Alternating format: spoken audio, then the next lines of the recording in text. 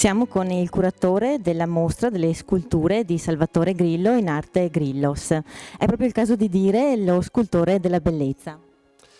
Sì, finalmente arriviamo anche noi a Cison di Valmarino e con molta felicità siamo qui all'interno di questa mostra di artigianato vivo e per l'occasione direi che ho portato delle straordinarie opere eseguite dal maestro Salvatore Grillo, che in arte da ormai molto tempo, tutti quanti ricordano come Grillos.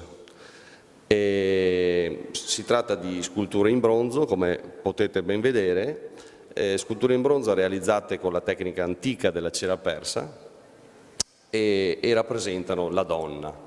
La donna è, diciamo, il teorema su cui si basa tutta la filosofia artistica del maestro Salvatore Grillo. È una esaltazione della donna. Il teorema di cui parlavo prima è praticamente donna, bellezza e arte.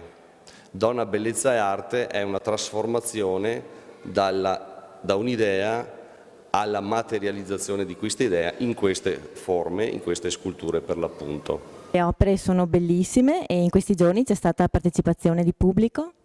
Sì, abbiamo inaugurato la mostra contestualmente all'apertura di Artigianato Vivo, che si è svolta qui sopra in Sala Consigliare, e naturalmente abbiamo aperto i battenti di questa mostra che ha visto sin da subito un'affluenza enorme di pubblico e ancora a tutt'oggi diciamo che siamo sempre pieni di visitatori, quindi benissimo, siamo molto contenti anche perché le opere sono abbastanza conosciute qui nel territorio, nella provincia di Treviso siamo, diremo, molto conosciuti e quindi abbiamo delle visite di appassionati d'arte, di collezionisti, ma anche di gente comune che viene per vedere, anche per conoscere queste opere.